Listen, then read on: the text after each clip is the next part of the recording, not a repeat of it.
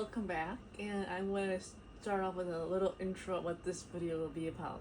This is going to be generally a discussion about how Doctor Who has always had the message. I'm going to call it that, the message. How Doctor Who has always been political too. So, and there's a lot of people out there right now saying that, oh, Doctor Who's too political for my taste, or Doctor Who's giving me the message right now. And they're talking about the most recent season with the Disney Plus version. Now, that's true, but if y'all have watched Classic Who, The Green Death with John Pertwee, that was giving the message. And that was 1978. So don't tell me the message is just now. The message has always been and always will be in Doctor Who. Because Doctor Who is an art. And art always gives a message. Whatever that may be, even paintings give a message. Art, it gives a message. And that's because that's the point of art, is that art gives a message. So let's talk about discuss a little bit about the very first, one of the first stories. It's the second story in the first Doctor, William Hartnell, 1963. The Daleks. Now the Daleks in and of themselves are giving the message. Because the concept of them, even in 1963, with their first debut, they weren't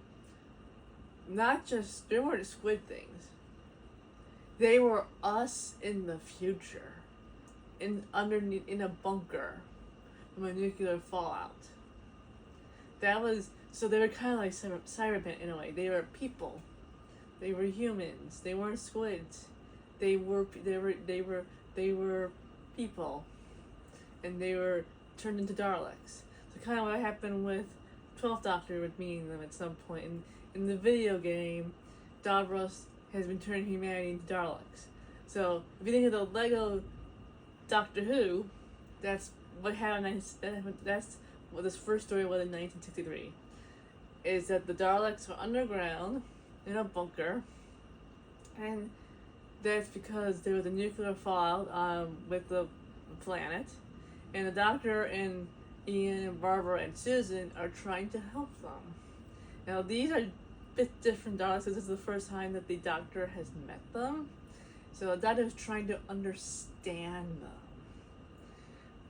But at the end of the day, Daleks will always be what they're supposed to be, and that is Nazis from space.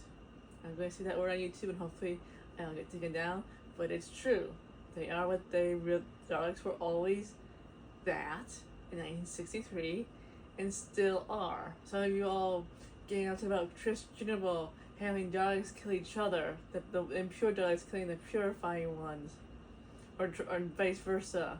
But the purified ones managed to kill the half-purified Daleks. That's what Daleks are.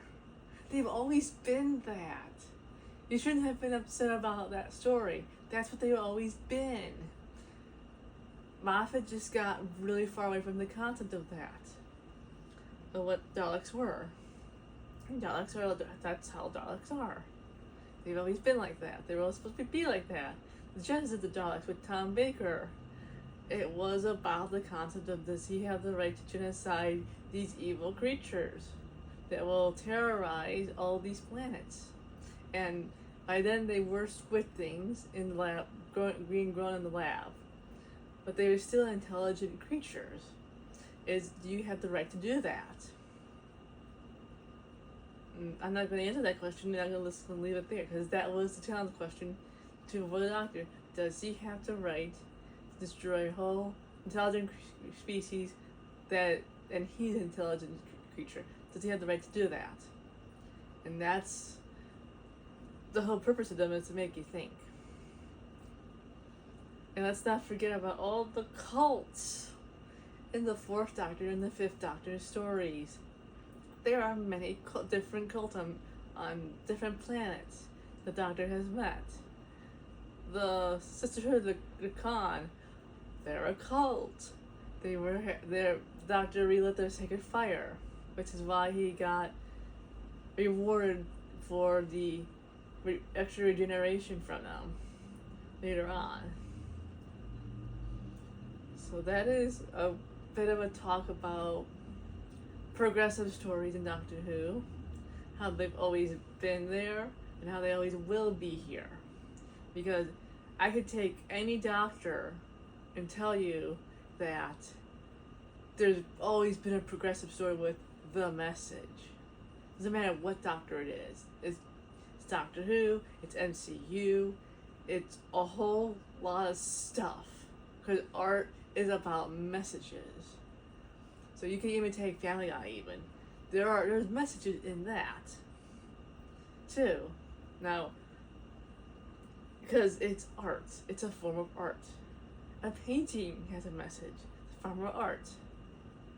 So it just, at the end of the day, what is the message? And it's gonna be, and yes, it's gonna be progressive and political in Doctor Who, because that's how the show started, and that's how, and just the fact from a show that started with a doctor, two high school teachers, and Susan, and they're having progressive messages in their show.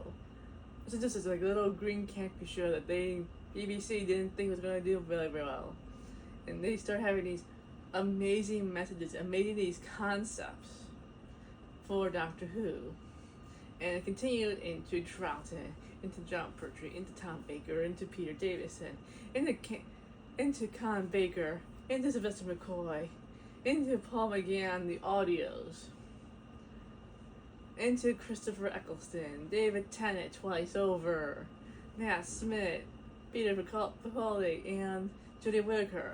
They all had some kind of they all have some kind of progressive message in them, including the new season. So you think you're upset about Doctor Who doing this now? It's not now. It's always been for the past 60 years. There's always been the progressive message. The message has always been there.